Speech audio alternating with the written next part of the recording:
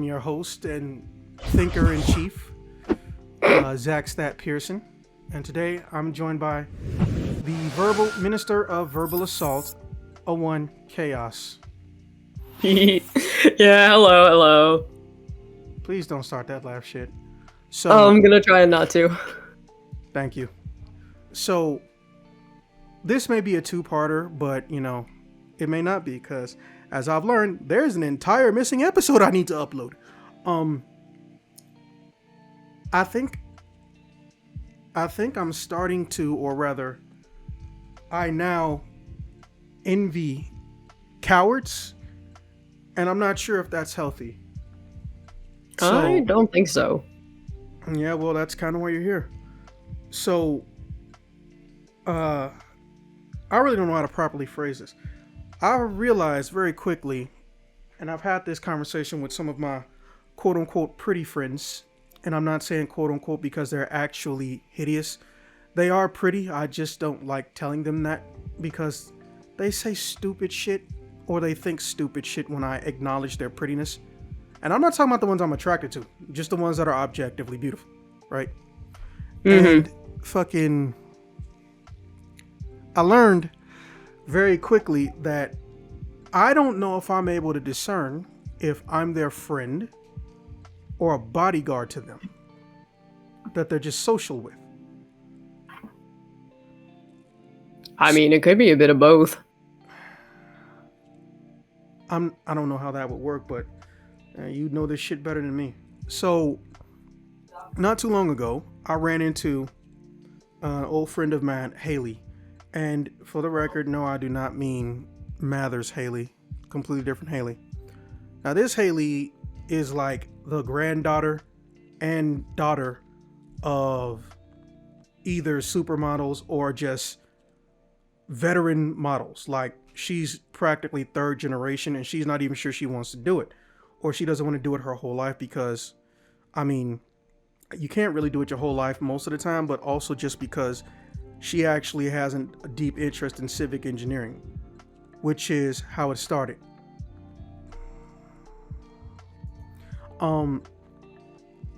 We went to a place called Fitzgerald's. Now, for the uninitiated in Illinois, or who don't know about Illinois, Fitzgerald is one of the first places that we've ever had that was you could consider a music lounge. It's a restaurant that uses its own parking lot for outdoor seating, but it has an indoor area with a bar. However, the main goal is for people to come in and watch a show and eat food. Hence why I say music lounge and not, party bar and shit like that, or a dive bar. You can eat and get a performance. They even have the list of who's going to show up, usually outside on a window somewhere.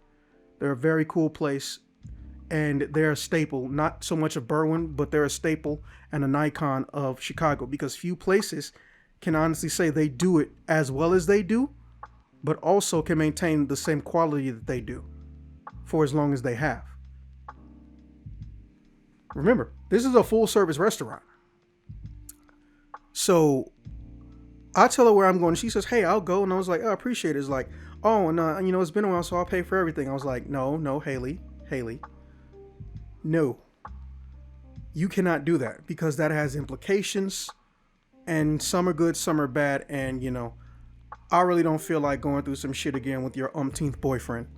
Now, Haley is good at picking men who respect her and treat her well, which I've always thought was cool because I know a lot of women who don't actually do that.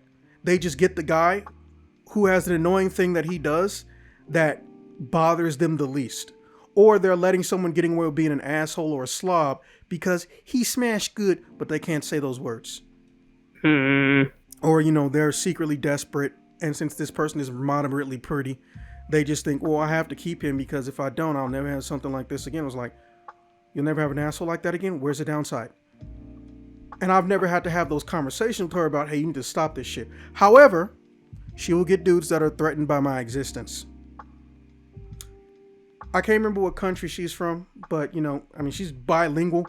I've never heard an accent from her. And every so often, she gets a boy from out of town, so to speak.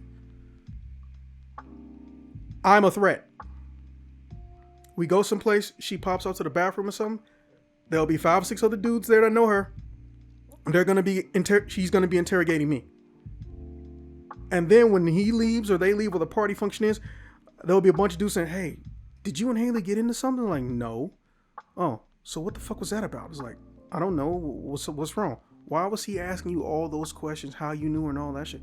Well, I thought he was just getting to know her and being friendly. I was like, he didn't ask no. And then another friend of mine, William, goes, bro, he didn't ask nobody in the party like that. In fact, he didn't actually speak to anybody. And anytime we tried to get him, like, join in on some local festivity, he's like, no, I'll just watch. He only did that to you. So now, no pun intended, given what video is going to come out tomorrow, my spider sense starts tingling like a motherfucker. So I go and talk to Haley later because, I can text her the next day, say, "Hey, Haley, I have fun. Always pleasure seeing you, blah, blah, blah, blah, blah." Listen, I don't know how many times we've gone through this song and dance, but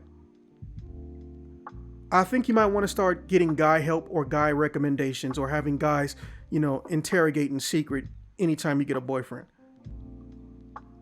Shit you not. Next test, she calls me up when I'm sending the text message and she goes, "What did he do now?" I was like, okay. That is not a good sign. Yeah. But you got to remember, me and Haley's half of our entire relationship is insecure men deciding that I'm a threat.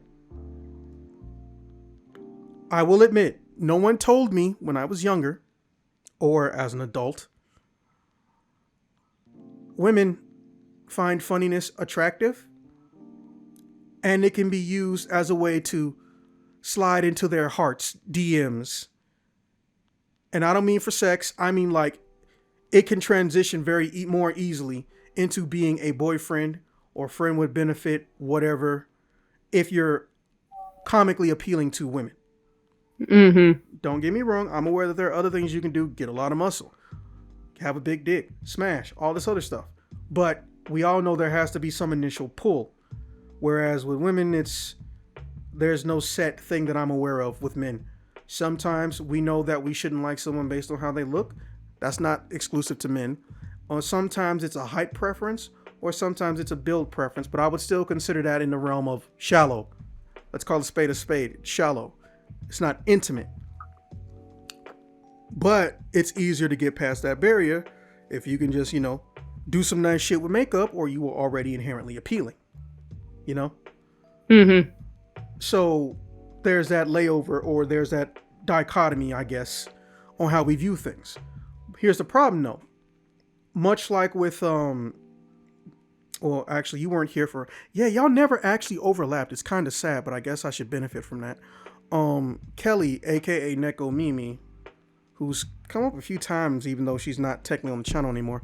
It was a well-known fact in the group, and it still is, that her husband decided that apparently I wanted to smash or some other shit, despite me never saying anything sexual to her in the 15, 16 years that I've known her. Right? Mm-hmm. So I'm thinking, this ain't my first rodeo. She's not even my first rodeo, Haley or Kelly. Like, this shit has happened to me before a bunch of times. And it's not because I'm hitting on these women.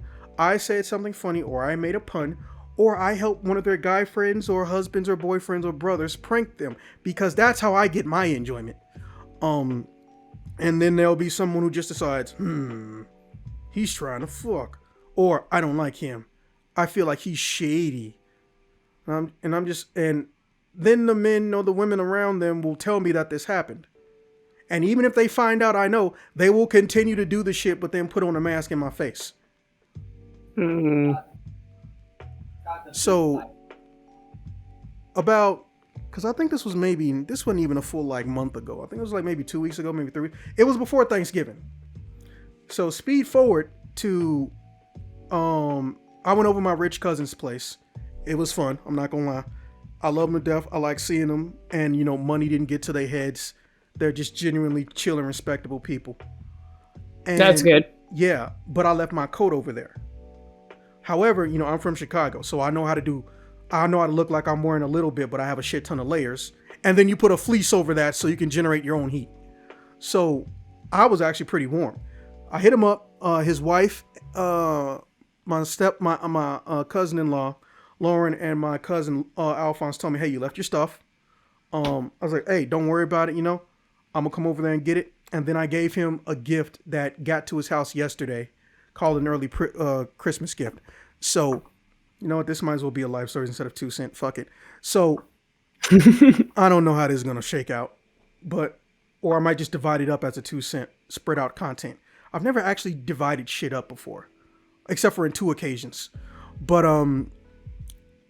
he said, "Hey, it was fine. It was fun having you over, man. I miss you. We definitely got to do shit because you got to remember, up until that point, me, Alphonse, his kids, and his brothers, who I've literally known my whole life, we had not been in the same place since he got married.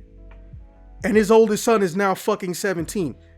Oh, jeez. Damn, I felt old looking at that little bastard. Love him to death. They got a basement bungalow, fucking Legos everywhere. He's living the life. He got 2 fucking living rooms. I'm nothing but happy and proud. So now we're at a situation like I have to think to myself, I got to go get my shit. So on Monday, I decided to go get my shit. I wanted to maybe sneak over there Sunday, make sure I got the address correct, because Alphonse brought up a story about my dad, and I'm not going to try to get too choked up or teary-eyed or some shit, but there are 2 things people always tell me about my dad. The people who knew my dad before I did. He's one of the most respectable people and nicest people I've come across, and it didn't feel insincere. Mm-hmm. And I know it's true because, first off, he got all the anger out of him. The man went to war.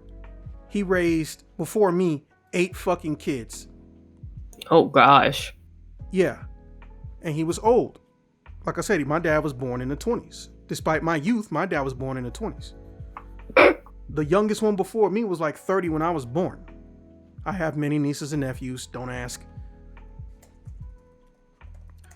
And the second thing he mentioned was, "Man, I swear to God, I loved your dad's biscuits." I was like, bro, I laughed my ass off so hard. It's like, do you know how many people have told me how much they love my dad's biscuits? What a legacy. Yeah, I was like, what was he putting in those biscuits? I was like, that's where people mess up. And it wasn't a secret recipe, but they don't realize it just to ask.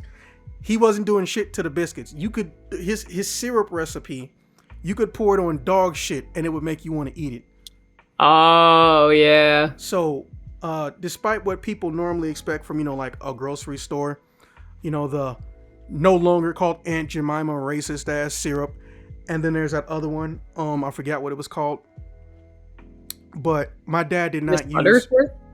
I think that's what it was. My dad did not use any form of traditional syrups. He used something. There was 2 types of syrups he would use from back in the day that just happen to still be around, but people don't realize it because, they never had marketing. Like Boston Market, their marketing died in the 90s, but they still exist. It was called Alaga syrup, and you can look it up. It's on Amazon right now. Alaga syrup is formatted completely differently than traditional syrup, and I don't think it has corn syrup in it either. And moonshine syrup. Moonshine syrup is clear, first and foremost, but Alaga syrup. He would take Alaga syrup and he would mix a little bit of Sprite in it. That was it. Like just full on, like a can of Sprite. Not a full can. Don't get me wrong. Like we're talking maybe the equivalent of about 4 or 5 tablespoons in like a half cup of Alaga syrup. And then later on, he started messing around with it. Instead of putting butter in the biscuit, what he would do is he actually would blend it into the Alaga syrup. And then he put it on the biscuit. And it changed the way it absorbed it or something. I can't remember, but the taste was different. And I was starting to taste like a butterscotch. Like, is this a butterscotch biscuit? Yeah, you Googling that shit right now, ain't you? I'm comparing the ingredients of the 2 high market syrups compared to the Alaga syrup, because the Alaga syrup only has 4 ingredients. Yep. Miss Buttersworth is a paragraph of ingredients. Yep. I was about to look up Aunt Jemima. Don't do that to yourself. I just want to look up the I would say moonshine ingredients. syrup. Look that one up. All right. Oops. Moonshine syrup.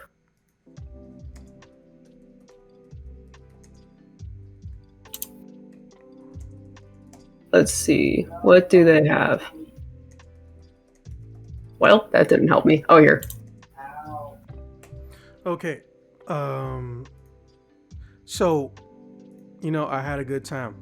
However, like I said, I was gonna try to sneak over there Sunday, and I was gonna order some Alaga syrup to go to Alphonse because he says he really missed it. Alphonse is a 40-year-old man, right? And he's telling me to this day, bro, I will never forget your dad's biscuits. I know he did something right with that fucking concoction. So I decided that, I'm going to give him the base ingredients because he lives like a few blocks from a Jewel Osco. But let me get you that Alaga syrup because I'm pretty sure they ain't got it at Jewel Osco. Thanks for the correction. No, I'm serious. I'm genuine. So fucking I get sidetracked. Now, as you know, or you may not know because you're not in the city, but you know the city. Chicago has one of the best public transit systems in the entire nation, if not the best in the entire nation. We're usually top 3, like, since the dawn of fucking time. So I'm on the blue line 24/7, 365, and I decide I don't want to be in the train that I'm in because based on the way I'm getting off and the stop and the side of the train stop I need to get off at, I'm better off being in the tail of the train, right? So I go through the emergency exit, which, let's be honest, it's not really an emergency exit. It's a suggestion at this point. And I go about 2 cars back, and I see Haley standing, and she's standing directly in front of me, and she's crying. I was like, Haley? And then she runs over to me. The train's still moving, so she basically rams me. She was skinny and tall, but she rammed me. My 230-pound, barely any fucking belly fat having ass, no love handles left, basically went flying backwards. Jesus. Yeah. Put that in token cast. Gotcha. Right. Whoops. So, I was like, and she was crying. I was like, Haley, what the fuck is going on? And I see this dude punch at the window, and then he immediately like reels his hand back and starts shaking. It's like, yeah, those ain't no punk bitch windows. They're not, airplane grade, but those ain't no weak ass windows. And I was like, who the fuck is that guy? I was like, what's going on? Did someone hit you? I was like, no. And then she just says, I'm sorry, and she starts kissing me on the neck. And I'm like, nope. Back the fuck up, Haley. I'm not about to become attracted to you because I've seen what happens to most of the men that end up becoming attracted to you. I know that sounds fucked up. Mind you, I'm thinking this. I don't say this out loud, but I know that sounds fucked up, but they got fucked up. And the worst part is that she can feign ignorance and innocence because it's such a shady. Okay, these puns are not intentional. It's such a shady situation that it could swing either way with her knowing she did it or not knowing she did it because she leaves the country a lot, right? Basically, she had a string of text message talking about how much she appreciated these people, and other people told her, hey, don't talk to him like that, he's gonna catch feelings for you, she's gonna catch feelings for you, or they already like you, you're gonna make it worse, you're gonna make them think, they may have a chance.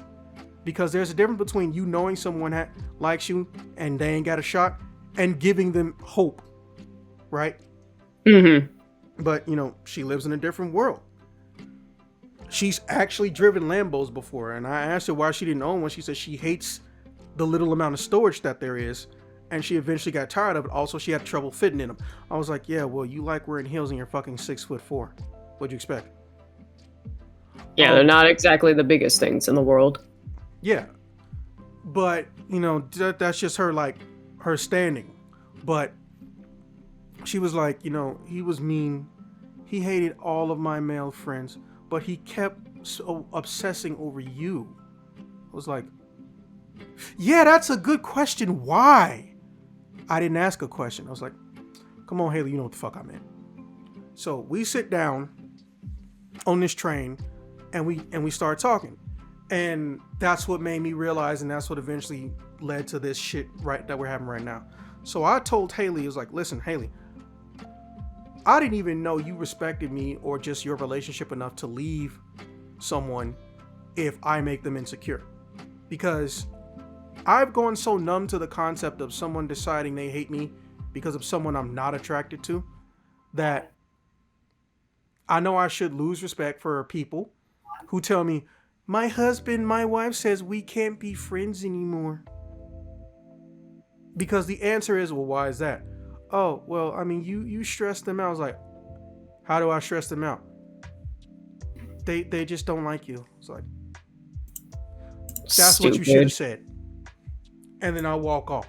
Bro, like it's happened a billion times. I'm not even fucking joking.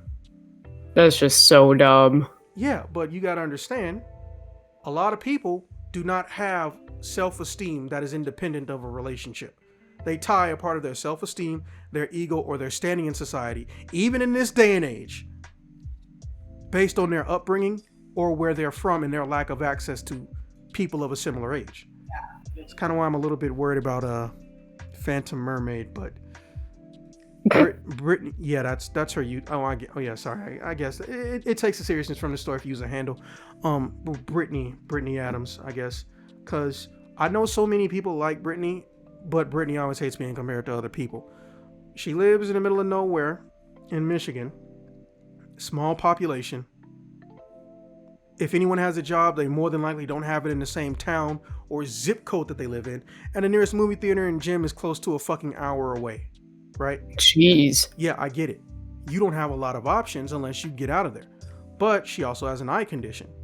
So she technically can't drive, which is why I'm a little bit, more worried about her situation than I would be others. Because I can't just tell her, if you don't get your ass on a train and hop your ass to any place else, if you don't ride a bike into a train station, hop your ass into the city or a bigger area where you can properly farm for jobs, doesn't matter if it's just retail. Or, if you don't get your ass into civil engineering because everyone's looking for women, you don't have to do manual labor in a giant skyscraper and you can get $70,000 to $100,000 a year having ass. Like, people ask me how I got a bunch of jobs during the pandemic. I got 17 people high-paying jobs. Bro, I sent them through the apprenticeship program. That's all I did. Because most people don't know that they're there or that you can go to them with a one-time payment and in 5 years be banking on like 70 to 100,000. Mm-hmm. Same for you. You could do it too. Except you'd probably be bored because it's gonna be easy for you. Yeah. But I was like, and I tell Haley, like, Haley, do you know how many times I've had going through some shit like this? I don't even know why you left him. I mean, I guess he seemed pretty normal. It was like, and then it was like a switch went off. And for the first time in 15 years, a Caucasian woman who wasn't in my top 4 Caucasian women that actually scare me terrified me, which makes her now number 5. She said, what the fuck is that supposed to mean? I was like, are you okay? Am I okay? Are you okay? By the way, I hate when anyone asks me that shit, even if I'm in trouble and in the wrong. Yeah. Yeah. So basically, I was like, hey, let's talk this out. And then she calms down. Her face is still red as fuck. So I'm like, okay, you're still mad. Let me try to rephrase it. What I meant was, I'm so used to this kind of thing happening. I don't see why you chose me, who's not in an intimate relationship with you, over him, who was, and for all intents and purposes, up until he realized I existed, did everything correct. So then she explained to me what many women know, or maybe there's different names for it, but she explained to me what many women have known, apparently, according to her, which is the snowball effect. No, that's not what she called it, just so we're clear. But that's what I'm calling it to save time. The way it worked is, there's an issue that you can't fix, but it's an issue that's going to keep growing. So eventually, you got 2 choices. Leave now, because they're not going to change or fix this issue after you try to help them, or watch it snowball into something bigger and ignore it, And she chose the former instead of the latter. And she didn't like that I was basically saying, I'm not worth anything. When it comes to, a respectable relationship with a friend. And then she called off a bunch of shit I did for her that I didn't even know she interpreted as a bonding experience. But that's chalked that up to me not knowing what my female friends as a collective whole consider a bonding experience, outside of me telling you for an objective fact, no, fuck that guy, you were in the right, or no, fuck that guy, where he at, I don't like him putting his hands on you situations. By the way, I've never had that second situation happen with Haley, because again, her dad raised her right, and me and him used to, I'll edit this part out, but me and him used to talk about ways to sneak getting tasers into Illinois, because I don't know if you know this, but tasers are magically considered unlawful or illegal and contraband in Illinois. Wait, for real? Yes. And there's a bunch of ways around it, and we figured them all out. And in one case, a cop even helped us do it. Look, that man has 3 kids. 2 of them are girls, and they're the oldest. He knows the shit that people think about young, beautiful women. And he wanted to make sure he was prepared. He wanted to make sure his son was prepared, and he wanted to make sure his daughters were prepared. So I fucking respect Haley, because don't get me wrong, she can throw down. I've actually seen her in tournaments. She don't win because of her height. She won because of her skill. Yes, they were closed circuit before someone asks that question. But then again, I've already stated most comments that come on these videos, people directly text me. I don't know if I feel offended or not, but it's engagement. So me and Haley started telling me about times when shit popped off. We're not at a club, but we walked past the club, and some drunk asshole, got too touchy-feely, right? And I don't mean like, oh, he thought it'd be cool to grab an ass. I mean like, he was trying to put hand in between, draws and skirt while we're walking, right? So she reflexes in heels, mind you, twist turns 180 degrees, punch this dude with her ring hand in the eyeball. And he starts shelling out all types of shit. And then my homie Haven, not the one that's in this group, my homie Haven taps me like, hey, shit's getting real. I was like, oh shit, all right. I take my glasses off. It's the first thing I do when I hear those words. Because when you talk about guys say shit's getting real, it means we probably about to box somebody, right? That's your version of like when girls start taking out their earrings, yes. You take off your glasses. Fuck you. You're not the first person to say that. I have no retort for that because it's true, but fuck you on principle. So, and I do that shit, right? That reminds me, I gotta order some new glasses. And fucking, I'm just like, what's going on? So Haley comes up to me, she's crying a little bit, and Haven is like, yo, Ronald! Because Ronald's across the street. He got there before we did. We were walking to somebody's high rise or penthouse. I can't remember whose it was, because, it wasn't a party, but they wanted to chill. They had just moved back in the state after being gone 3 years. And he was like, so he runs over. He's like, what's going on? And then I tell him, hey, shit about to get real, apparently. He's like, what? Shit about to get real. What did you do? I was like, why are you looking at me, though? So then Haley explains the situation. And then I was like, well, he ran off. Why do you think he ran off? I was like, why do you think shit gonna pop off? Because the last thing out of his mouth is, nah, we gonna get this bitch. He said we. So that means he went into one of those clubs he just came out of. He went to go get some people. I was like, well, listen, we can be across this corner. I was like, we can be across the street and possibly get around the corner before he sees us, or we can just get away from this, this crowd and shit. We can get the fuck up out of here. Shit you not. Dude had enough time. I guess they was already getting ready to leave. Dude came out with a coat on and fucking hits my homie Haven so hard that he cracks a side window on somebody's car and the alarm's going off. And I was like, man, fuck this. But I'm not paying attention. So I fucking punched this dude after grabbing his fist while it's still in the air. And at the same time I hit him, boom, some other dude I don't even know clocks my ass. Right? Haley goes into the alley and starts looking on the corner and starts, dialing on the phone. I'm guessing she called the cops. So it was 5-on-3. We won. And I was like, "You good, Haven?" I was like, yeah. I'm glad you got him back for that sucker punch. It was like, y'all some suckers. So then we all stop and look at each other like, no one says that anymore. And I'm like, yeah, shut your ass up. You lost. It's like, so we all decide that, are we sticking around till the cops get here? It's like, nah, they may get a second win. So what do? It's like, well, I mean, I think it's pretty much handled. I'll give you guys the physical version when it comes. Like, what do you mean? Oh, yeah. And I remembered, in the city of Chicago, barring certain suburbs, you can actually get a police report done over the phone. I keep forgetting this because it just feels like it's a bad idea, but it just works. So we didn't end up going to court or nothing. And she said, that's a bonding experience. Like, why is that a bonding experience? You got to do the easy parts. Like, what do you mean? You got to run and hide. And she looks at me and she starts putting two and two together. It's like, hey, listen, you know that smaller people or women, we don't hide in fights because we want to.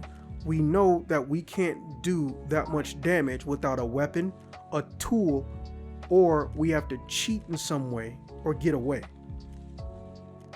Yeah, that's why I say you get the easy part. You don't have to deal with the damage. I was like, you think it wouldn't bother me if you, my brother, or maybe my sister got hurt defending me or protecting someone else that we care about? I was like, oh shit, actually I hadn't thought about that. What do you think about me? I fucking hate anytime any of my female friends ask me that question, by the way. And I want to thank you for never doing that. You're welcome. Yeah, because I know whatever comes out of my mouth is gonna alter our relationship in some way that I cannot truly determine for the duration of it going forward. Or it's going to be a situation where fucking I don't think I could say something that's not going to sound fucked up, but I know if I say nothing, it'll almost be considered worse. I'm basically in a damned if you do, damned if you don't scenario. So I was like, Haley, can I answer that when I'm not in the middle of going someplace?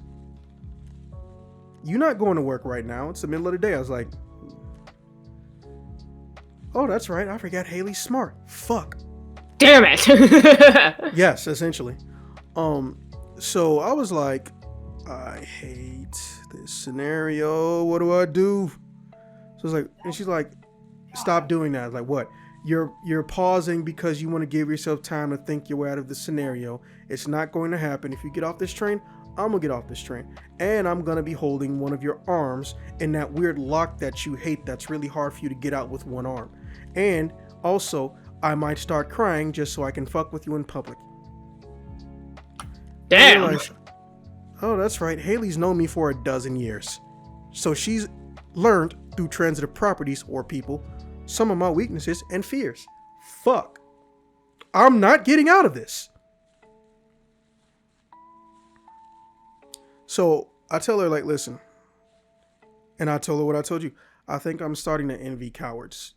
Because you guys and girls can essentially get away with being involved in an altercation, verbal or physical, and then no one expects you to have done anything, looks at you differently for not having done anything, and you can walk off with maybe some mental scars you can talk to someone about, but you get no physical. Whereas, despite what people have seen about my face and the rest of my body, my torso is a walking Frankenstein's fucking corpse of scars, cuts, and bruises. Yes, some are for surgery, but the vast majority are not. But no one ever suspects this because most people see me if I'm at a water park or if I go to a beach, I'm in an aqua shirt.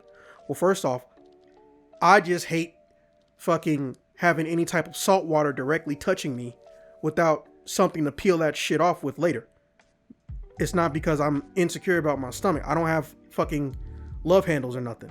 It's because people ask me questions, and now we're in this climate where I now have to knock people out sometimes, which I don't want to in the name of self-defense, because they see my surgery scars near the top half of my torso, and they think I'm a trans man. Oh, so they're kind of in the similar position where you would get like liposuction or whatever it's called. Yeah, and then fucking they would legitimately come up to me and they would straight up cup my balls or my dick. That's fucking disgusting. Number one, I'm straight. Okay? Number two, you did not get consent at all. And I'm not some prude. I'm trying not to put a fantasy in your mind, but let me tell you something about those showers in the military. There is no such thing as a singular shower. Gather from that what you will. I experience military showers, so I mean, it's basically that Lil Nas X video. So, I am comfortable with the male form and being around other men who are naked. What I'm not comfortable with is grown ass man who I just told I'm a biological male. I don't know where this cis shit is getting out of hand or why people are starting to think that biological is somehow outdated. No, homie. It's still bio. Also, cis agitates me on a personal level. If someone wants to be called cis, I'm okay with it. My problem is that used to be a slur when I was little, and not like a particularly epic one. It was just a way of calling somebody a coward, aka a sissy, because the school started recognizing that kids were calling each other sissy, so we weren't allowed to do it. So we would find a way to put just the first half of that, sis, in the middle of conversations while looking at somebody and giving them the stank eye. So we were calling them sissy without calling them sissy. So we would say sis, or ask them, hey, do you have a sister? Well, hard emphasis on the sis. So that's my only issue with it. But if someone else wants to be called sis, hey, more power to you. Now, I explained this to her and how much shit I've gone through where I will be defending a woman, I will be defending a little kid, or I will just be stopping a bully or someone physically abusive, male or female. You can catch this work. If you try to murder me, if you start trying to do things that involve self-defense, if you're way weaker than me, I'm not going to assault you. I'm going to fold your arms behind your back like I did that rapist on the train back when I was working at TSA. And I'm going to sit on top of you, because, you had already got your ass beat, or you were still getting it beat when I was fucking tussling with you. And it's over with until the cops cuff you and you can leave in the back seat of a shitty car. Or if it's a bigger person, no, I got to put you down. I got to make sure you don't get up. And it doesn't matter who I'm defending. Half the time I don't get a thank you. To the point where I went numb and I don't expect it. I don't know if you came across that Instagram video, but that girl that me and those other guys stopped from getting raped in broad daylight on the fucking train, she didn't tell us thank you. But that doesn't mean I was expecting it either. She was going through some shit. She had to fill out a police report for the first time in her life in writing. She was crying. Other women on the train were trying to console her. I wasn't expecting to hear the word thank you. Which makes sense. But now my brain has been, even before I met her, now my brain applies that to like almost any situation where I'm defending anybody. That you won't be thanked. Yeah, and that, I somehow started, and I don't know how Haley brought all this crazy psycho shit out of me. I somehow started talking to her and slipped out. I didn't even know it until she suggested it, and I just said yes. I think on some level, you're starting to hate the people you protect in an emergency situation because you're envious or jealous that they get away with doing nothing. And I was like, no, yes. Yeah, making you think. Yeah. And then the train stops. I was like, that's weird. We fucked up and we rolled the train to the end of the line. Oh. I was like, man, okay, I ain't going out to get that fucking coat at this point. I'm hungry and shit. I was like, well, come back to my place. I don't think you've been there since I got back. And I want to give you a thank you dinner. I was like, no. Yes. No, Haley. Yes, Zach. was like, Haley, please stop. It's okay. And then she goes, no, Elliot Walter Tiberius something something Pearson the 18th. By the way, that's not my real name. She's just being an asshole. I don't think there's any Tiberiuses in my family. Oh, I did learn this during Thanksgiving though. I'm not the only fucking cousin who feels awkward that we have a cousin named Anakin Skywalker. I'm glad it's not just me. I'm glad it's not just me. What the hell? No. Is like Skywalker their middle name? No, Sky is their middle name. Oh, so last name is what? That's funny. I mean, I guess it just makes me feel awkward. Yeah, like I would never want to have like a family member be named after any character of any sort, but just the fact that you do, like, that's funny from an outsider perspective. I feel so bad. I mean, I'm sure he's a regular old basic kid. Probably hasn't even really seen I'm sure he probably grew up either bullied or had every nerd around them just like asking the same question every single time of if it was a coincidence or not. Well, we'll have to check in when he gets older because he's currently 5. Yeah, I probably in high recent school will be when development. it happens. Okay, yeah, high school. Ask him when he's in high school. Yeah, that was actually. I even spoke to his dad about, like, I'm a little scared about high scholl, bro. Yeah, high school, I feel bad, but that kid's gonna experience some life-changing events. Look, I as I've stated and you figured out throughout the entirety of the story, I'm okay with putting my hands on anybody who thinks it's okay to put their hands on my family. But that motherfucker's on the entire other side of the country, so I couldn't even make it look like an accident. And no, I don't mean murder. Oh my God, I hate that people hear that and think that. What I mean is, again, when it's self-defense, I know my rights. When I know it's someone who can't defend themselves, I know what I can do legally. Mm-hmm. And, you know, when I say make it look like an accident, I mean an accident that I was there. Like, it was a coincidence that I stopped this issue.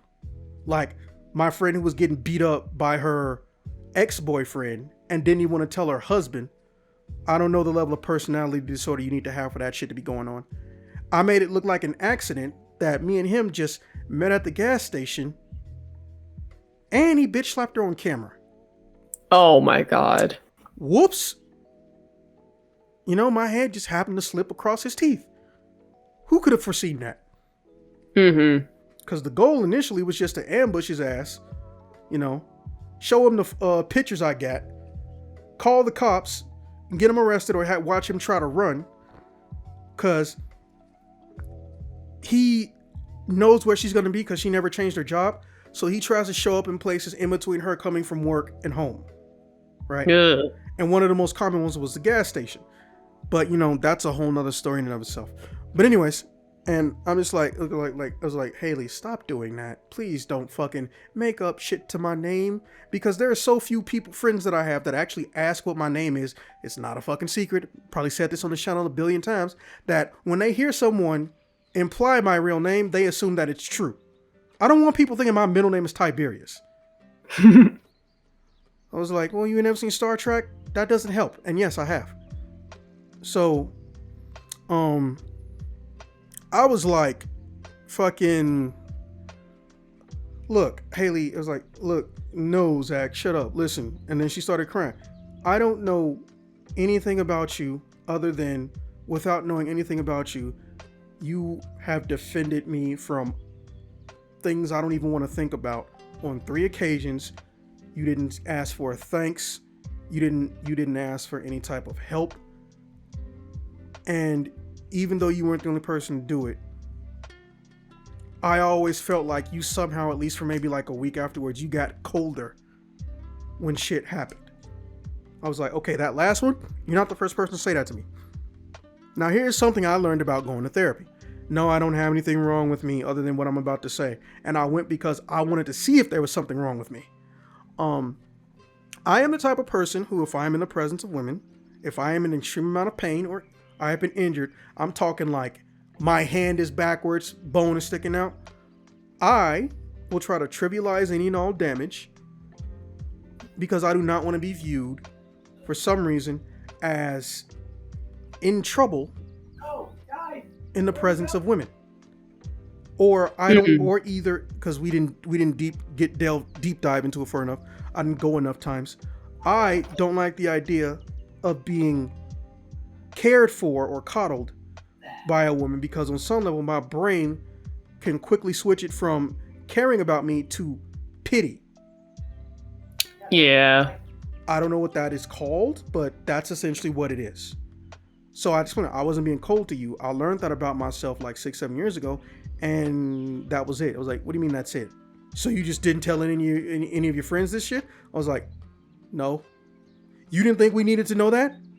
It's like, That's not I really don't remember. something that people need to know. No, it's not even that. It was like my legitimate answer was I don't remember. I learned the information. I told 2 of my guy friends, and it was like, you know, that kind of makes sense. Let me text my girl because she thinks you hate her after Oh. after you saved her from that fat bastard. It's like, again, a whole nother story. I was like, oh well, thank you. Shit you not, she texted me up not 2 minutes later. It's like, why is my boyfriend lying to protect you? It's like, if you mean about what he just said involving this, and this, then that was true. I just told him because I just learned this about myself 2 or 3 days ago. Now back to the story. Haley, first and foremost, Haley, I get it, but you have to understand, we're in a day and age where a lot of people, and it's even before we were born, you don't ask somebody about their personality or their weaknesses and their strengths unless it's a job interview. Most people go on how you treat them, and friendship is assumed after getting along and getting to know each other after a set amount of time. Mm-hmm. So it's very common for a lot of people to hang out with someone they've known 10, 20 years, not know their parents' name, not know who their siblings are or what they look like, but still be willing to give a kidney for them or some shit. Well, stop doing that. I don't make the rules. I was like, Haley, and she was like, Zach, stop doing it with me. It's what I mean. Okay? I'm your friend, and you make me feel like I'm either a bad friend or we have a dysfunctional relationship despite never having a negative thought about one another. Oh, that shit pisses me off. I'm gonna be real. Well, we sincerely have a miscommunication issue, but it's not intentional. However, Yeah. she's trying to explain to me I'm making it worse. And I was. So I said, okay, well, look, first and foremost, my name is Elliot Walter Pearson, but I'm probably going to get it changed to Zach's at some point. I will more than likely keep the rest of my name, and I don't hate my current name. And then she starts crying and she hugs me. And I was like, do you feel better now? And while she's hugging me, she says, yeah, still gonna feed you though. I was like, I'm not going back to your place, Haley. I was like, I will literally piggyback you and choke you at the same time. I was like, you don't have the physical power to do that. That's true. But I will cry while I'm holding on to you, and I know how much you hate that in public. So she won. I went back. I figured as much. Fuck you. I went back to her place. I'm not imitating that one. I went back to her place, which holy shit. I forgot that she's a big fan. It's kind of weird. Can you be a big fan of something if it betrays the source material? Like, what do you mean by that? So the show that the Neil Gaiman comic book that became a show, I know that's saying a lot, but the one about Satan, Lucifer, okay, she's a fan of the TV show, right? To the point where she specifically got a place that she could almost easily convert to make parts of it look like Lucifer's penthouse, right? Okay. But she's never touched the comic and she doesn't want to. I mean, I kind of get it. It's a little funny, but I do kind of get it. There are some books I refuse to touch, but I will enjoy the TV show / movie about. I'll never understand young people. Anyways, Fuck you. Okay. So we go in there, and I really did, and I told her this when the food got there because we were talking about favorite TV shows and shit, I was telling her about the YouTube because she didn't know it was a thing. Um, I told her, hey, I didn't realize how well you knew me. I was like, what do you mean? Like, all of this food is something I would love to fucking eat. All of this. And it just goes to show that, you're right on some level. And I'm sorry that I make you not only look like a coward or that I envy you for being a coward or something like that. I want to try to work on that. This is new for me. Not talking about my feelings with a friend. Again, YouTube. But the issue is me trying to figure out, do I envy them for being cowards, even if it's reluctantly, or really just being smart? Or do I wish that I could do nothing, but on the inside I know that that is a disgusting thing to be when you know you can do something? Not when you're expected to do something, when you know you can do something. Mm-hmm. Because then I think about all the times of people I don't know the fucking name of and shit like that. And ask myself, so by that logic, that means you regret, or if you could do it all over again, you wouldn't go save this person, stop this person from being assaulted in every sense of the format you can think of. And I honestly can't say with a clean conscience that I would regret it. I know if I was a coward, those people would have been fucked over. Because I'm under no legal obligation to help them in most cases. But I can't say comfortably I would not do it all over again. It's a weird place to be. And I mean, eventually I'll maybe end up talking to somebody about it. I know I'm never going to meet Dr. K or whatever his name is or anything like that, but maybe I should talk to someone. But also, the other part of me is like, my issue is too trivial, and I would just be getting in the way of someone who needs like legitimate help, like someone dealing with death in the family, somebody who, find out that everyone in their family has a personality disorder, so now they're scared that they're going to turn into some homicidal maniac and shit. I feel like my issue's too low on the scale. But, Haley told me that's stupid. If you want to make yourself better and you want to continue to be better, then that means that you have to do research and development on yourself. So there's nothing wrong with you going and talking to them just because you feel like your issue is too small. They'll let you know if your issue is too small. Mm-hmm. So I was like, hey, listen, I want you to know, since we're sharing feelings, can I tell you something and promise you don't get mad? It's like, yeah. I hate saying I love you to any of my female friends. Doesn't matter if it's platonic, doesn't matter if it's intimate, or it's like right before we become boyfriend and girlfriend or some shit. I hate saying it in public.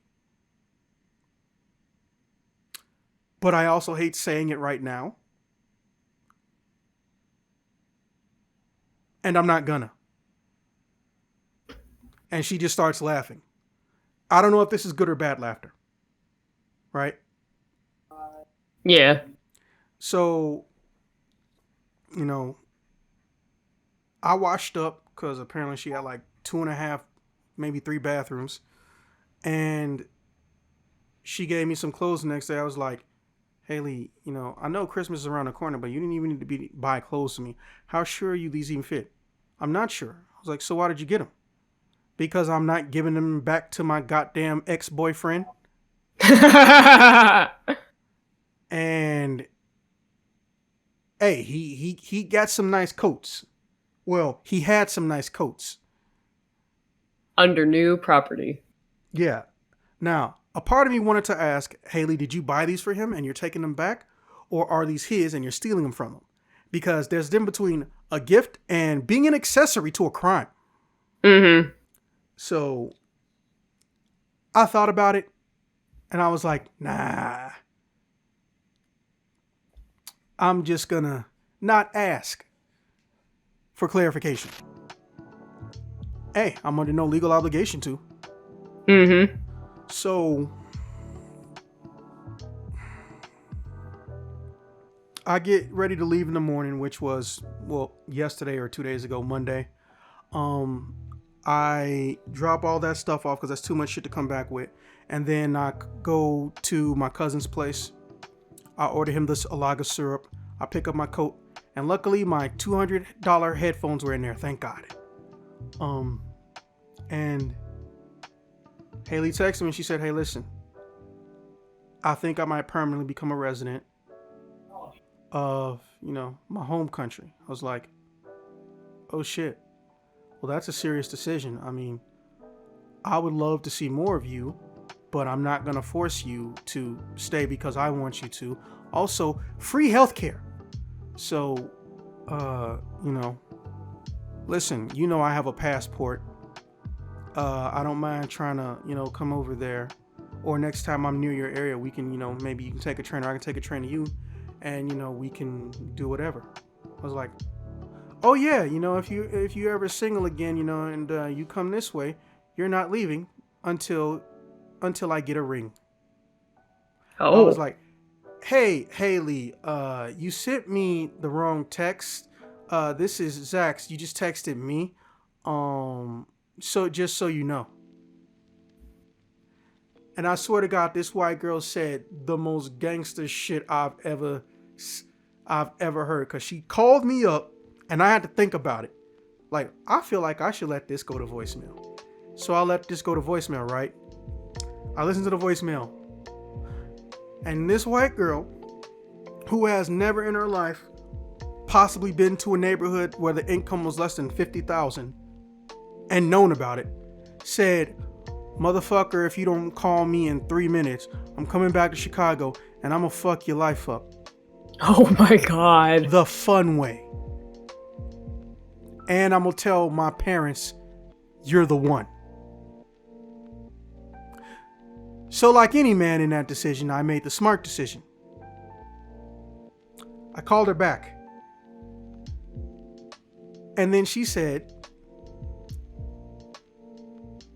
nothing in that text message was a lie. Oh my God. I came to a realization while I was crying on the plane. I'm staying because I have 2 family members I care deeply about that don't make a lot of money and they aren't rich like me.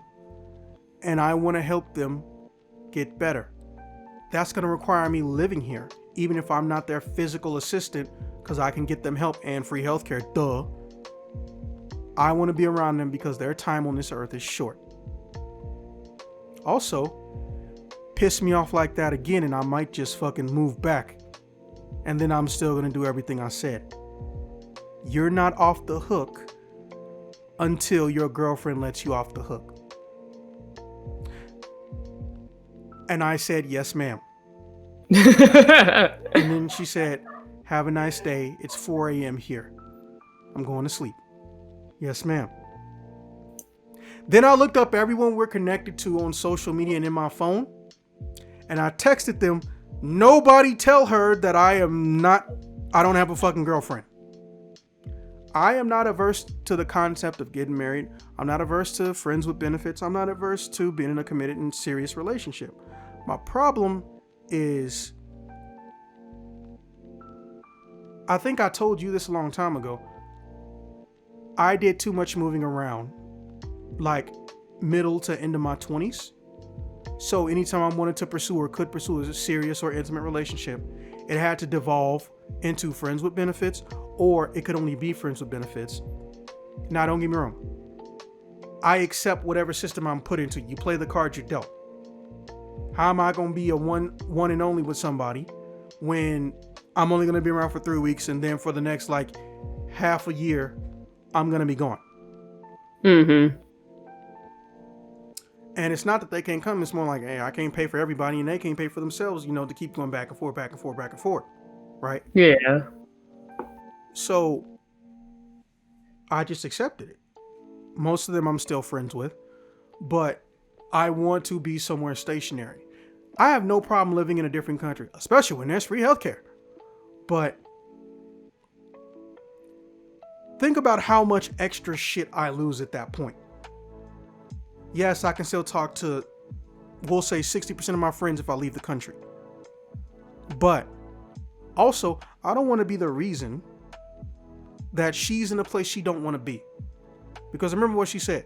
She's staying over there for family. But they didn't force her. She's doing it by choice. And she likes the area. I don't want to put in her parents' head, oh, I'm the reason that our daughter isn't returning to the motherland or some shit. So I ended up talking to her brother about it. I told her what was going down. I told him what was going down, sorry. And he was like, listen, you know, Dad has always been cool with you. Like, even before he met your dad, they became friends. And he was genuinely sad for like a week when he couldn't go to the funeral because, you know, we didn't know he didn't have a way to contact my dad, and, you know, we were out of country for a week. But he just said, hey, listen, you know, I don't treat you like family, but if you get in good with my sister, it won't take long for you to feel like family. Like, we like you as a person. And I wasn't sure what was going to happen because, to my knowledge, your dad and you are the first friends that they've ever seen or people who've been in the house that they know of and can recognize that weren't Caucasian. I was like, oh shit. I'm a fucking ambassador. I hate when I'm forced into it, and I hate when I do it on an accident, but I can at least acknowledge if I do it on an accident, I'm glad they got a good perception. Because I don't know what it is. For some reason, well, we all know what it is.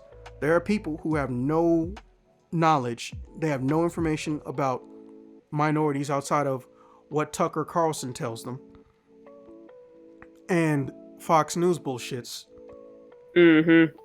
And they decide if one person they see is bad in their immediate vicinity, they're all like that. Or they all know that guy. So they all must be like that one guy. Mm-hmm. I'm sure you know of that concept better than I do. So boy, do I. Yeah. So I was like, seriously, don't tell her though, man, because I'm not ready for the guilt I might feel. And also, I'm not comfortable with going someplace to a different country where I know I'm going to be happy. But I do the same thing I said I wanted to try to avoid, which is uprooting my entire life for most of a year or entirely, going someplace else, not knowing how long I'm going to be there because of the job being contract, which is essentially the same as a temp. And then, you know, coming back and everybody's moved on, not necessarily for an intimate relationship, but moved on to some era or state in their life that I didn't even know about, and feeling like, you know, I'm a ghost in my own city. Mm-hmm. So yeah, I don't know if it's healthy or not that I'm apparently on some subconscious level envious of fucking cowards. Your opinion, though. Your turn. Well, I was gonna say, I mean, like, I get it to a minimal level. I mean, I personally haven't had any physical alterations, but there's been a few times where I've had to step in because of either a friend being touched in a way that they don't like, because of an altercation that already had happened, and I have to help out whoever's afterwards. Leaks. Let me get you some What'd you say? Let me get you some special links. You keep talking. Oh, okay. And don't tell nobody you got them from me. All right. But I mean, like, I get that mentality of being able to have that mindset where what's called the bystander mindset. So where you think that someone else is going to take care of it. But I completely agree in the sense of I would be physically sick if someone I knew or a friend of a friend even was in a situation where they either felt like their life was in danger or that their psyche was in danger and I didn't do anything about it. Because that would haunt me more than if I had gotten in a physical alteration of any kind, which, like I said, luckily I haven't had to. We both have what's called scary dog privilege, I've learned. Essentially where people don't fuck with you because you just look menacing on the outside, and so they don't mess with the people around you because you're talking to them. And I didn't know I had this privilege until someone was telling me about it. And I don't know how that makes any sense, but because you've seen me in real life, and I guess I just don't view myself as this intimidating person, but I've had people literally say that they are not they're not afraid to be at a bar when I'm around with them because of the fact that I just have this, I guess, energy that comes off where it's just like, yeah, you don't want to come near us if you have bad intentions. I can probably answer that question, but you might not like it. Oh gosh. You know what? Humor me. Let me hear. People may think you're quote unquote in the I have nothing to lose mentality, which means no one wants to get into a fight with you, or because of your preferences and people being stupid, they may think you're partially psychotic and homicidal and potentially the school shooter type. So they feel safe because, as far as they're concerned, you're the person or they're the people that the school shooter likes. So they have nothing to worry about or fear because they're the ones who are being protected indirectly or directly.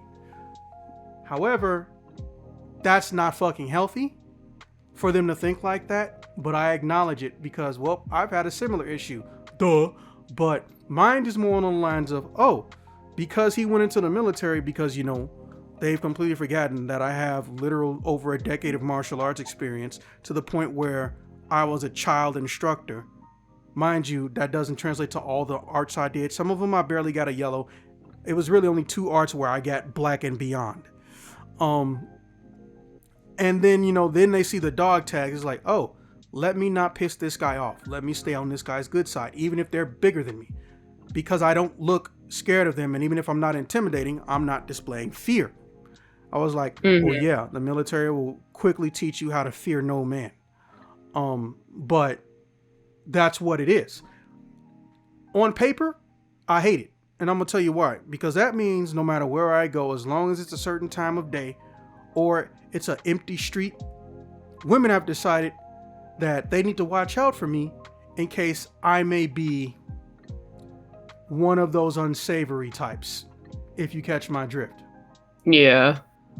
And that sucks because that means that no matter what I do, no matter where I'm at, as long as I don't look like, a tall ass version of Urkel, nerdy type motherfucker, their immediate thought is this is a criminal or someone who likes grapes, if you catch my drift. I got you. Now, mind you, technically only one of those is routed in my skin tone. A lot of women will think that just based on how much bigger the person is and the time of day. I get that.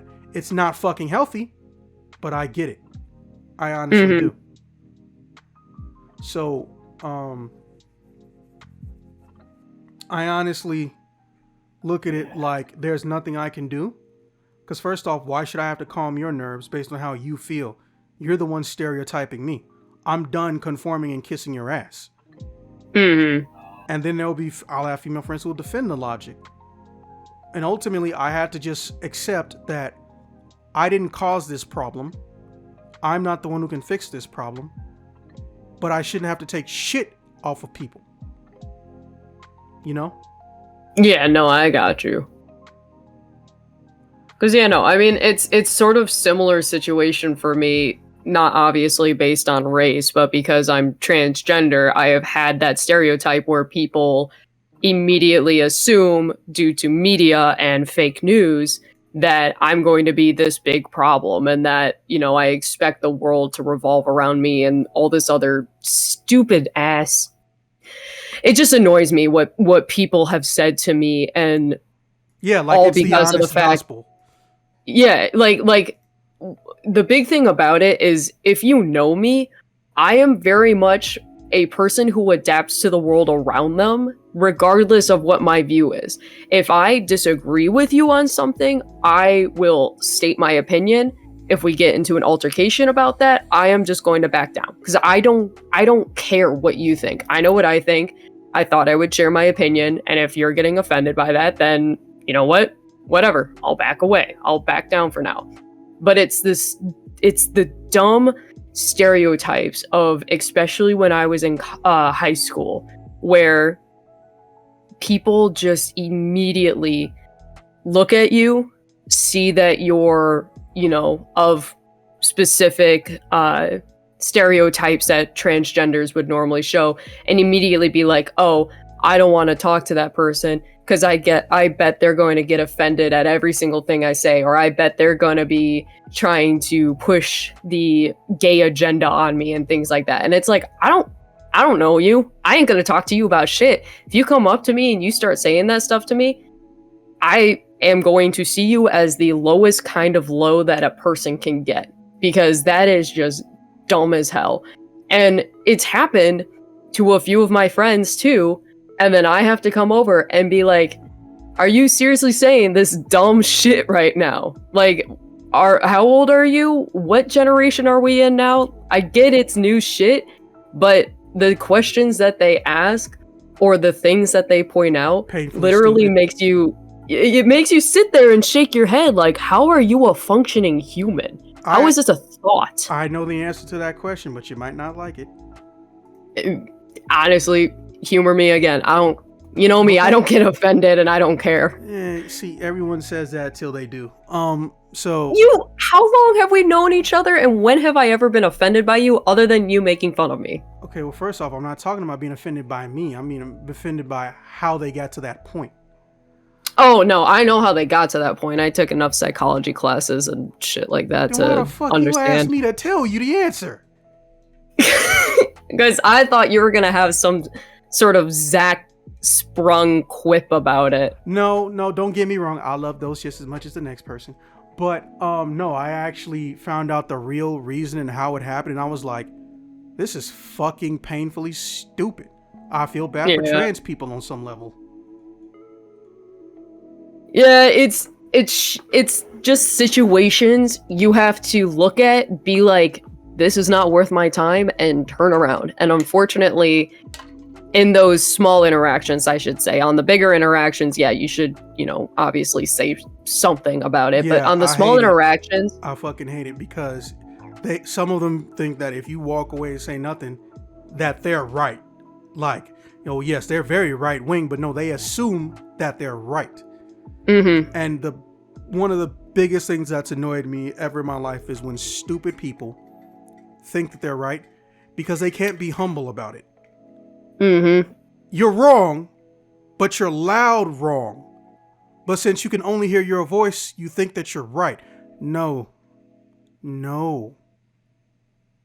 As Forrest Gump says, stupid is as stupid does. That's what my ethic moral teacher. Huh? That's where that came from? Yeah, Forrest Gump. Holy shit. Well, I definitely need to see that movie again, because, I mean, I know it was a legendary landmark movie, but at the same time, I know that none of the grown-ups wanted me to see it, because, I wasn't at an age where I should see it, if you stop and think about it.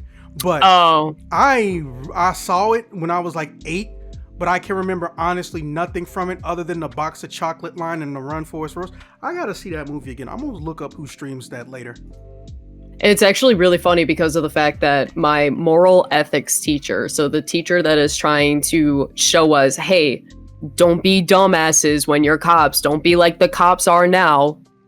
Adjust your attitude. He constantly references Forrest Gump, stupid is as stupid does, to the point that he'll be like, all right, class, what's my famous phrase? Stupid is as stupid does.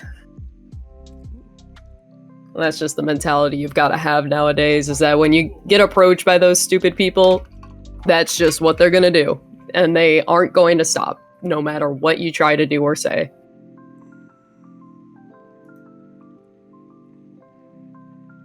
I still like that I instinctually wait for a stupid person to escalate into violence. And I will tell them, hey, listen, you should stop, because I like trying to solve my problem with words. And you're extremely insecure, which means that it's going to result in one of my friends sitting on you till the cops show up at a bare minimum, because you are worth my time, but you're not worth the violence. Because I'm going to tell you something. Nothing you said is correct. Yes, it is extremely offensive. I don't care that you feel like you're right. It doesn't matter. Even if you were right, being an asshole is still being an asshole. If I tell somebody 2 + 2 is 4 because it's true, but I tell them that after I break in their house and yell in their ear, I'm still a crazy dumbass and going to jail probably if they don't shoot me. Now, let's say you were actually right. This actually happened. If you were actually right, I shouldn't be able to roast you right now because all you're doing instead of trying to expand on your point is repeating the same thing with different words, or you're trying to hurl playground bullshit insults at me because you realize you can't win in an information fight because the only person who wins in an information fight is information. I couldn't say me because it sounds egotistical, but that's how I operate. When I know I'm in an actual debate with someone who claims they want to have a legitimate and serious conversation, I remove my bias immediately. But I learned very quickly I'm the only motherfucker that does that. That's why I win. Because you're not fighting me, you're fighting science. You're fighting reality. You're fighting correct information. I'm sorry, I gotta say, during that whole spiel, you were coming in and out, so I just heard your voice slowly get more and more angry as you came back in, and then would just immediately cut out again, and then come back in at an angrier voice, and then come back out. Sorry about that. Sometimes my God key and destruction key gets a little bit too high. No, I get that. When you get that angry, not even technology can handle it. It was so funny to listen to, even though I was trying to listen to what you were saying. It just kept cutting in and out. Let me see if I can generate a nice thumbnail with AIs for this. Generate an image of Lord Beerus as an African American man. I can't wait for this to turn racist. You know, AI's actually, the Microsoft version's actually gotten pretty good now. I would be surprised if it did this time. No. Finally got good enough input that it produces good enough output. Or what it does now is if it thinks it's gonna fuck up, it says, hey, I can't show you this image right now. That's never a thing. Gotcha. It can always show you the image. It's just scared. Rendering. Oh yeah, it comes up with that text where it's like it's hard to generate prompt, but Yeah. I will attempt to, and it gives you like a whole paragraph. Well, I mean, I shouldn't say paragraph, it's like 3 sentences. Still has the ears. But they did it. No, that's just plain old Beerus if he was buff. This will be a good thumbnail though. There's a reason I wear a God of Destruction hoodie in my little avatar. I enjoy Beerus as a concept because, well, unfortunately, my friends made me. I didn't have a choice. Everyone said, Zax, you're not Ash's Bulbasaur anymore. Fuck that, you're Beerus. I was like,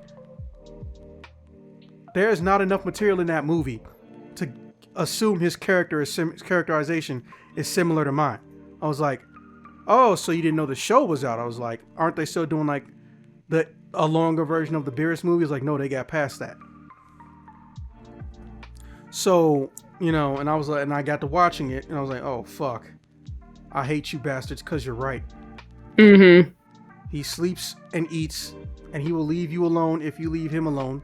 But if he decides you're too destructive, he gonna destroy you. And it doesn't matter if you're trying to destroy him or not. He just wants you to not be inconveniencing him or ruining his fucking nap or eating his food. I was like, that is fucking me. Yeah, that sounds like me. That sounds like me. But I was like, you know what? I can't even fucking argue with y'all. Y'all are fucking right. I'm mad about it, but I respect it. Mm-hmm. And yeah, that's the image that it just generated. That's very accurate. I mean, it's not bad. It looks really good. There is literally only 3 things wrong with this image. 3. But yeah, I mean, don't get me wrong. I will always empathize with your situation. I can never truly experience it. But at the same time, you and I both know shit pop off in Chicago. I'm in speaking distance, shouting distance. I don't care how many of them it is. I'm either gonna dog their ass out and then call the cops, or if they try swinging, I'm gonna sit on them until the cops get there. You'd be surprised how easy it is when you're 230 pounds to win a violent altercation without violence. Because technically, me sitting on you is not. It's not violent. Mm-hmm. Is it unwanted touching? Yes, but it's not violent. It's kind of weird. Like I'll be the first to tell you, I know how to swing. I know how to throw hands. And I'm not saying that because it sounds cool when you say it on YouTube behind the internet. Like, no, because I've had to prove myself on numerous occasions. But I also equally and almost more intimately as an adult like the idea of, hey, look, I got to go to work in the morning. You're beneath me. I want my body to be functioning. I'm going to sit on you till the cops get here at the same time. Because now, when someone asks them, how did you lose the fight? Or how big was the guy? The only thing and they ask you what happened, all you can say is, oh, he sat on me. Yeah, you can't really say like, oh, we exchanged punches, but he got one on me. It's just, he sat on me. That's not as cool to say. Yeah, it is demasculating as hell. Mm-hmm. So, yeah, I don't know how I'm supposed to feel. I mean, well, I have some idea, don't get me wrong. I mean, I don't know this mentality, if it's negative, neutral, or I need to work on it, because I'm not sure how I'm legitimately supposed to feel. I really don't know. I know what I think just work Haley on thinks. it.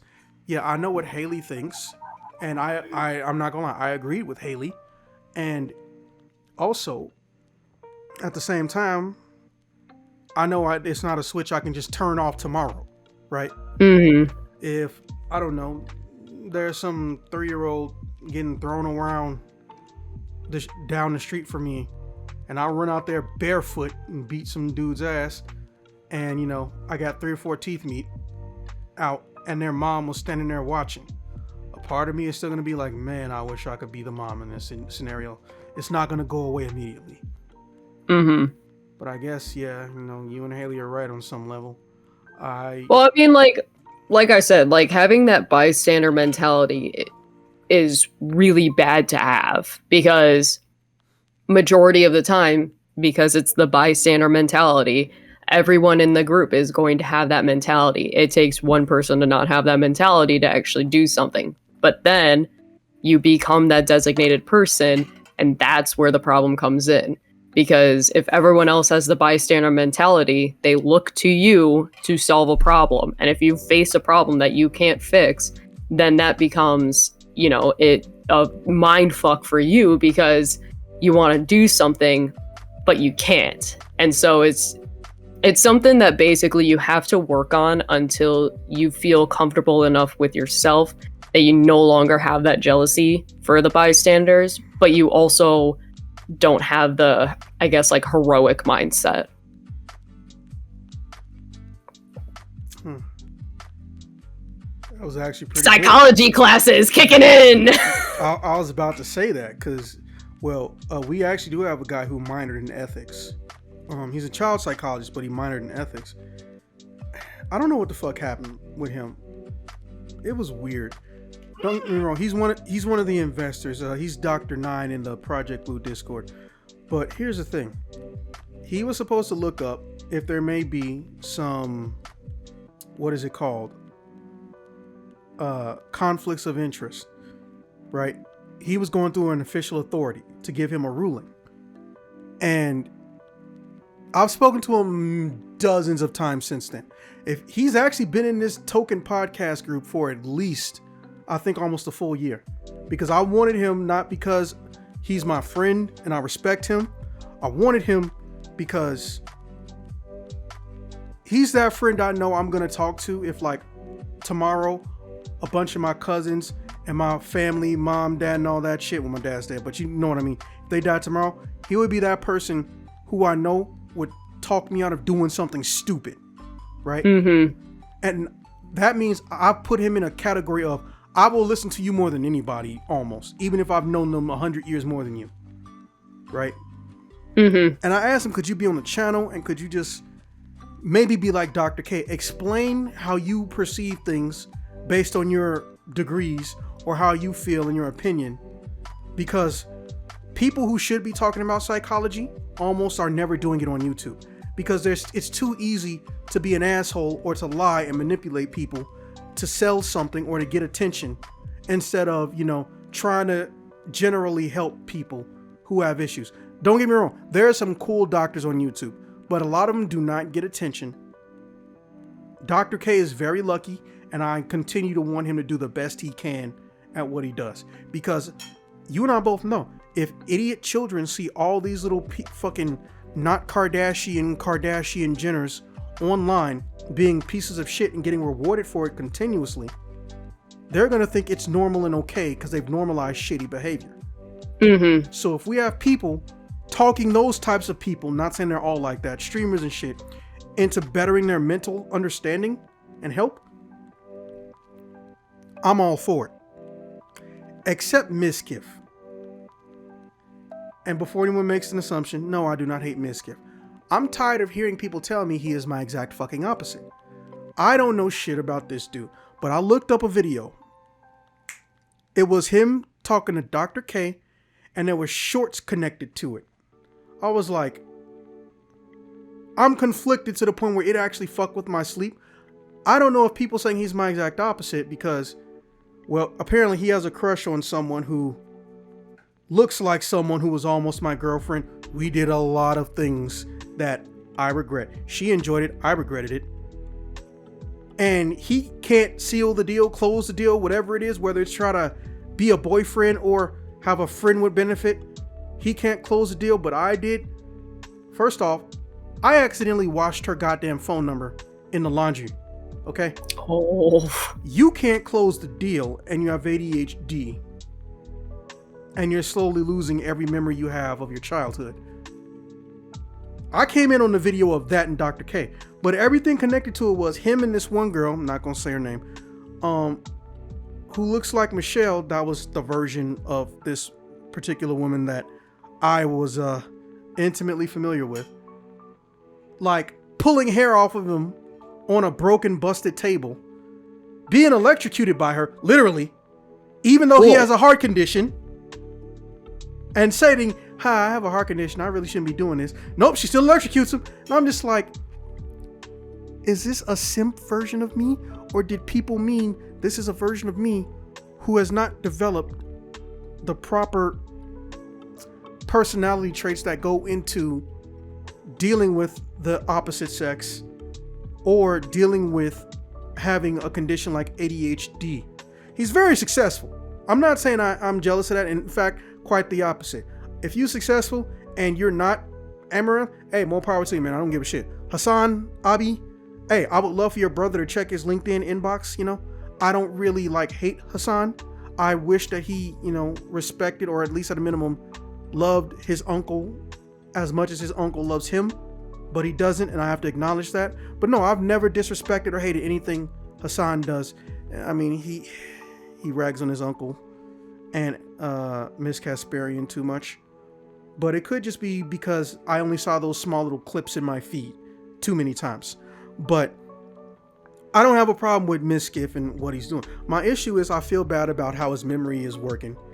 I saw the Dr. K video, and that was the only thing I'm gonna watch, because once you see a dude tell somebody who looks like someone you would more than likely be a boyfriend of if you didn't fuck up at the last minute despite awkward things happening in bed, hey, you shouldn't electrocute me, I have a heart condition, and then lets her do it, no ramifications, then pulls chest hair in a YouTube short or some shit. I'm just like, I understand it now. People think I'm like 15 people, my friends think I'm this dude's exact opposite. And then they started asking, hey, you started watching his videos? Did you subscribe? No. Why? Because even if they're an opposite of me, I don't want to see a version of me that's a fucking simp. Is he a nice simp? Yes. Because contrary to popular belief, all simps aren't just insecure, loudmouth jackasses who want somebody who'll put up with their bullshit. No, sometimes they're just, I don't know how to approach women, so I'm going to be desperate and stuff like that. Mm-hmm. I don't know. I don't know enough about the dude, but I understand what they mean when they say this dude is my opposite. But I will say that I do hope he can naturally improve and keep improving after talking to Dr. K, and he can, enjoy life, his own success. Stop trying to always push the goalpost forward, as Dr. K put it, and all that other shit. I honestly hope shit goes well for him. I'll never fucking stream on Twitch, but you're not gonna see this, but Miskiff, I don't fucking hate you. I wish I could like talk you into hell getting off of the internet for like a week, going on a vacation with your family, make new memories, take pictures without streaming it. Come to Chicago, go to a beach, rent out a beach house or something. I don't fucking know. It's too cold for the beach, but you know what I mean. And I really like he's a simp, but I don't see him as an asshole.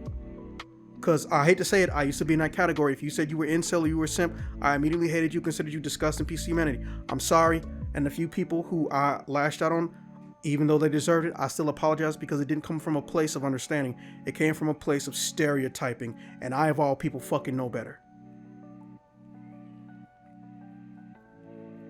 But yeah, awkwardness about a guy who is crushing on a lookalike, someone who looks like someone should have been a doppelganger. Yeah, it's so fucking weird. Because first off, the only reason I didn't even recognize it at first. I shit you not. This is what happened. This is from the dude I told you has your exact same voice. It was David. So David and Malcolm kept saying, "Hey, there's this really cool streamer that we like. Yeah, he's messing around with your ex." It's like, there is no streamer messing around with any of my exes, because most of the popular streamers that I know of do not live in the same state as me. And wherever this girl is, she lives right now, wherever Michelle is, she lives in Illinois. I was like, are you sure? I was like, yes, I'm sure. So then they sent me the shit, right? So I watched the whole video, completely ignoring her, but then I saw the short and I was like, oh yeah, this is the same one and whatnot. I was like, bro, that's not her, because I know that voice. Also, despite them having eerily, disturbingly similar whiteness, and no, I don't mean you're weird because you're white. I mean, she's one of those people where it looks like she's reflecting light when she goes outside. She's so white. Oh my God. Yeah. This particular person is completely different, but I understand where they got tripped up, because both of them have done Cammy, but they did Cammy at different points. Michelle did Alpha Cammy, which is evil bad guy Cammy. And she also did Tifa Lockhart, which is how she even almost talked me into being her goddamn boyfriend. And I'm still embarrassed about it, and it feels awkward, but that's it. And then also, her hair's long. So I look at this girl. She's like, I think at bare minimum, 4 inches shorter.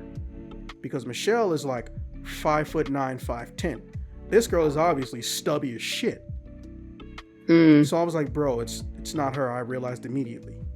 I was like, oh, well, check her social media. I was like, no, I don't need to, okay? Because first off, I'm kind of annoyed and with myself at how the relationship ended. Like I said, my dumbass just didn't put her number in the phone.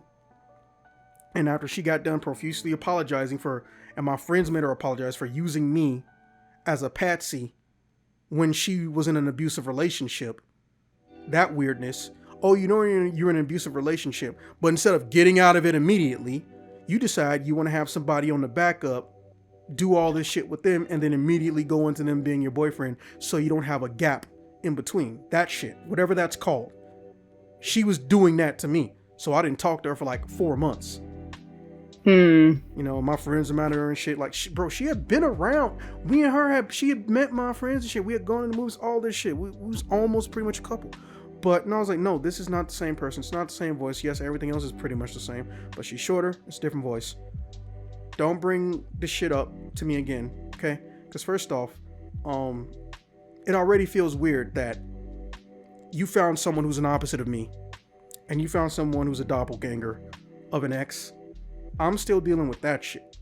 And that's when I basically just told myself, like I said earlier, like, look, I just have to know he exists and hope shit continues to get better for him.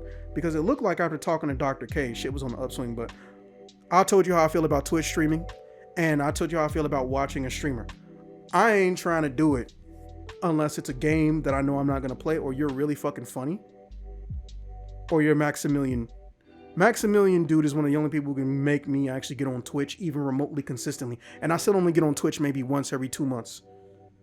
Me and Steve cool with each other. He was actually a guest on the podcast like 2 years ago. I got his email. I think we still talk sometime.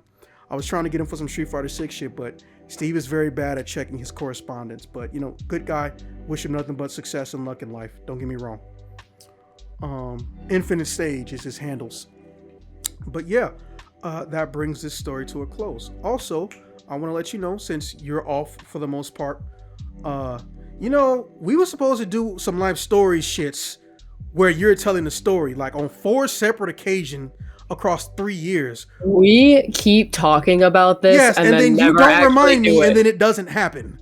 I don't remember. I know, but here's what I'm thinking. You know, I want to do like 3 episodes that are just like shit you know about, or like life shit with you, because we have a golden opportunity. You could be as funny as you want to with it, or it could be as intimate and serious, you know, with trans realizations and shit. Tell your story, maybe inspire the next person, or it could be just some legitimately chaotic chaos shit.